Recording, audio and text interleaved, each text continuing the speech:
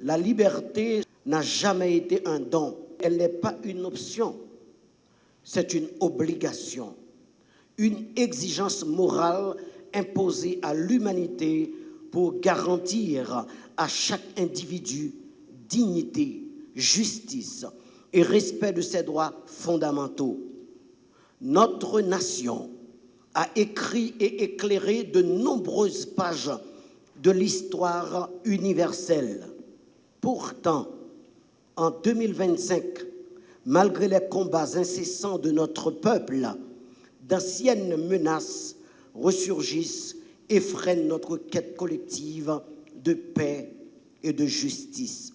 C'est dans ce contexte que l'Office de la protection du citoyen, institution constitutionnelle, créée en 1987, poursuit résolument sa mission: défendre les citoyens contre les abus de l'administration publique et veiller au respect des droits humains.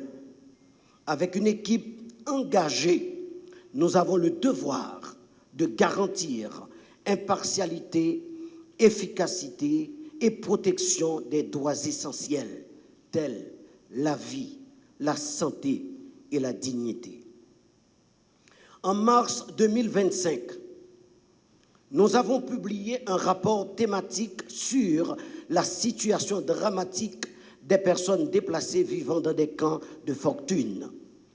Ces compatriotes ont été contraints d'abandonner leurs maisons, leurs biens et parfois leurs proches pour échapper à la violence des gangs dans la zone métropolitaine de Port-au-Prince, dans l'Artibonite. Interrogés par ces enquêteurs, ils n'ont qu'un seul souhait: rentrer chez eux. Il appartient donc à l'État de rétablir la sécurité dans les quartiers occupés. Comment oublier l'exécution lâche l'an dernier de dizaines de personnes âgées au WAF Jérémie, accusées à tort de sorcellerie? Jusqu'à présent, la justice reste silencieuse. Comment ne pas être profondément révolté devant des adolescents qui devaient être sur les bancs de l'école, mais enrôlés et manipulés comme chair à canon par des gangs armés? Comment ne pas entendre le cri des femmes et des jeunes filles victimes quotidiennement de violences sexuelles, notamment dans les camps des déplacés? Rappelons une vérité essentielle: le droit à la vie est un droit fondamental, garanti par le droit international, convention régionale et par la Constitution de la République d'Haïti. Ce droit impose à l'État non seulement de s'abstenir de priver arbitrairement de la vie, mais aussi de protéger chaque citoyen contre toute violence illégale. La 9e édition du concours de textes et de reportages s'inscrit dans cette volonté de sensibiliser, former et mobiliser la jeunesse autour des droits humains. Cette année, 225 jeunes venus de toutes les régions du pays ont participé. Leur engagement démontre une chose: la jeunesse haïtienne refuse le silence et la résignation, comme le rappelle l'histoire. Les droits ne sont jamais donnés, ils se conquièrent. En ce 10 décembre, journée internationale des droits de l'homme, nous célébrons les 77 ans de la Déclaration universelle. Ce n'est pas un simple anniversaire, c'est un rappel que la liberté, la dignité et la justice doivent vivre ici. Je suis vraiment très heureux de prendre la parole aujourd'hui au nom du Haut-Commissariat des Nations Unies aux droits de l'homme, à l'occasion de cette cérémonie de remise de prix du concours de textes et de reportages consacrés aux droits humains. un concours dont l'OPC célèbre aujourd'hui la 9e édition. Chaque année, cet événement revêt une signification particulière puisqu'il coïncide avec la commémoration de l'anniversaire de la Déclaration universelle des droits de l'homme qui aura lieu dans quelques jours, le 10 décembre. Cette année, on commémorera le 70e anniversaire de cette déclaration. Dans le contexte actuel haïtien, qui enregistre des violations des droits de l'homme au quotidien, personnes tuées, personnes kidnappées, personnes violées, destruction des biens, déplacements forcés, certaines personnes pourraient considérer que cela ne sert à rien de commémorer la Déclaration des droits de l'homme, car elle n'est pas respectée.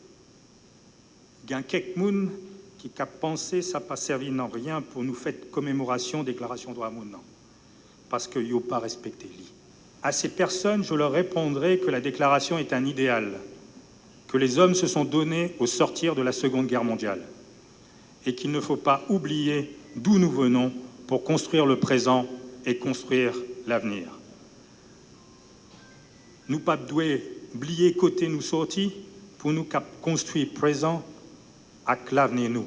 En organisant la 9e édition du concours de textes et de reportages autour des thématiques telles personnes déplacées internes, violences basées sur le genre, corruption, insécurité, instabilité, l'OPC n'a fait, semble-t-il, que saisir cette merveilleuse tradition comme prétexte pour stimuler les réflexions auprès des catégories sociales les plus jeunes sur la problématique de la gouvernance politique en Haïti.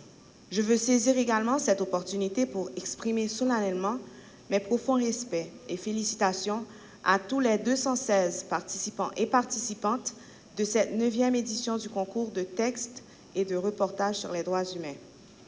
Grâce au rapport d'un membre du PAJLI ayant pris part au jury d'évaluation des textes, j'ai été personnellement informée du niveau d'excellence des candidats et des candidates cette année. J'ai aussi compris combien il était difficile, délicat et même embarrassant de choisir seulement 3 lauréats par catégorie, alors que beaucoup d'autres jeunes filles et jeunes hommes avaient savamment brillé et méritaient aujourd'hui de franchir cette tribune d'honneur. L'UNESCO est heureuse d'être associée à cet événement organisé par l'Office de protection du citoyen dans le cadre de la Journée internationale des droits de l'homme et des 16 jours d'activisme contre les violences faites aux femmes et aux filles. Ce concours rappelle l'importance de promouvoir une compréhension claire des droits fondamentaux et d'encourager une participation citoyenne éclairée. En mobilisant des écoliers, des étudiants et des journalistes autour des enjeux majeurs du moment, l'initiative met en lumière le rôle essentiel de l'éducation et de l'information dans la défense des droits humains. La mission de l'UNESCO est de contribuer à la paix à travers l'éducation, la culture, les sciences et la communication. Dans ce cadre, l'organisation soutient les efforts des institutions nationales et des acteurs éducatifs pour améliorer la qualité de l'enseignement, promouvoir des pratiques inclusives et renforcer l'accès à une information fiable. Je tiens d'emblée à saluer cette initiative qui, d'année en année, s'impose comme une référence en matière de promotion de l'enseignement, de la recherche, de la culture pour les droits humains en Haïti et pour la culture de la paix. Il convient de nous souvenir que nous sommes à la veille du 10 décembre, date symbolique consacrée à la Journée internationale des droits de l'homme et aujourd'hui la commémoration de la 77e Déclaration des droits humains. Ce moment nous rappelle que défendre les droits humains en Haïti et dans le monde n'est pas une simple formalité. C'est un devoir individuel et collectif, un impératif moral et citoyen et un engagement institutionnel à un moment justement où la question des droits humains se pose avec beaucoup d'acuité en Haïti et passe pour être une préoccupation de premier plan, tant pour le peuple haïtien que pour la nation elle-même. Par rapport au concours, je constate que la 9e édition de ce concours prend une dimension encore plus forte cette année, puisqu'elle s'inscrit dans la campagne mondiale 16 jours d'activisme contre les violences basées sur le genre. Une campagne essentielle dans un pays, M. Borin l'a rappelé, où les femmes et les filles sont constamment violées. Voilà pourquoi, en ma qualité de ministre de l'Éducation nationale, j'ai créé, il y a 2 mois, j'ai demandé à toutes les directions départementales, avec des termes de référence bien définis, de mettre en place au niveau de chaque direction la commission d'éthique et de redevabilité. Parce que la crise que nous vivons maintenant en Haïti a une dimension profondément éthique et morale.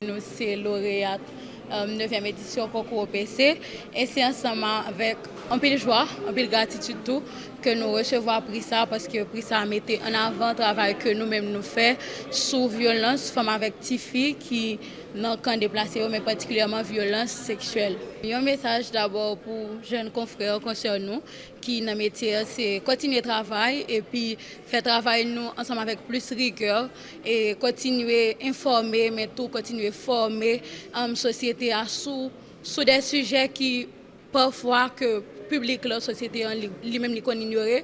Donc c'est permettre que plus nous voient nous porter voix ça que moun yo pas souvent entendre mettre sous table, permettre que lorsque yo pral prendre des décisions que capable prendre moun ça en compte parce que eux même tout fait partie de société.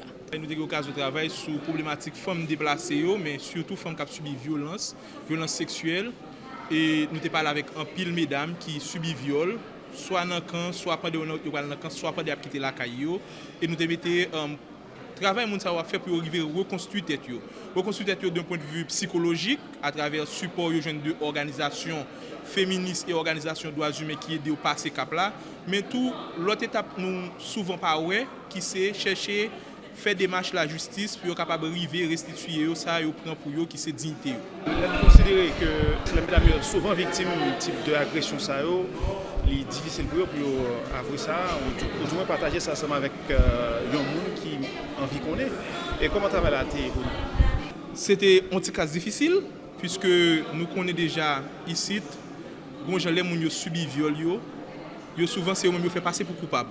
Donc c'était un petit cas difficile pour nous dériver jeune témoignage nous mais nous a profité de l'espace ça tout pour nous remercier chaque organisation de droits humains, chaque organisation de femmes nous t'a contacté qui t'a aidé nous mettez nous en contact avec moun sa yo habitué travailler avec yo qui aidé moun sa yo dans espace qui accepté recevoir nous pour nous parler avec moun sa yo et ça qui fait un petit grâce avec capable de travail organisation de droits humains, organisation féministe qui t'a déjà mettez moun yo en confiance qui t'a fait prêt pour ouvrir avec nous. OPC offre toutes jeunes haïtiens haïtiennes une belle plateforme pour faire voir attendez pour faire voir si là tout qui pas voix yo attendez et pour moi c'est vraiment un grand honneur pour moi de contribuer dans ce ça aider victimes ça yo qui réduit en silence fait que moi porter histoire yo témoignage yo river pour que tout le monde entende des témoignages et joigne assistance qu'il faut. Un petit bref résumé de travail ou ce que ça on t'a accentué directement.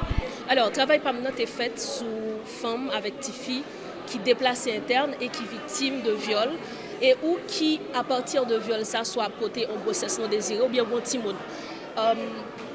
Histoire Pamna, il était tourné autour d'une jeune fille de 19 ans qui c'est un déplacé interne et dans le camp de déplacé, ça y est, les victimes de viol, un viol collectif, 3-4 personnes passent sous lui. Et suite avec viol ça, li vini fait un petit monde que je dis là, li obligé à porter un petit monde que li pas. Donc travail moi il était basé principalement sur femmes avec des filles qui victimes de viol dans le cas déplacé. Comment ça était? Est-ce qu'elle était facile puisque nous connaissons déjà depuis qu'on a subi type d'agression sexuelle ça il paraît un petit peu difficile pour lui avouer ça tout ça. Je voulais au commencement saluer courage mesdames Sayo parce que c'est deux histoires que pièce être humain pas qu'à vivre. L'été extrêmement difficile pour moi personnellement pour m'écouter témoignages. Premièrement parce que c'est monde, parce que c'est femme, parce que moun sa yo te ka maman, yo te ka ti somme. Donc c'était vraiment un travail qui te demandait un pile courage et je voulais vraiment remercier mesdames qui étaient d'accord à parler sur ça. J'en dis effectivement, c'est un sujet qui rempli de honte, un sujet que moun ne peut pas parler parce que l'hypothèse stigmatisation, l'hypothèse la honte. Donc au monde qui d'accord livrer histoire ça en partie de lui-même.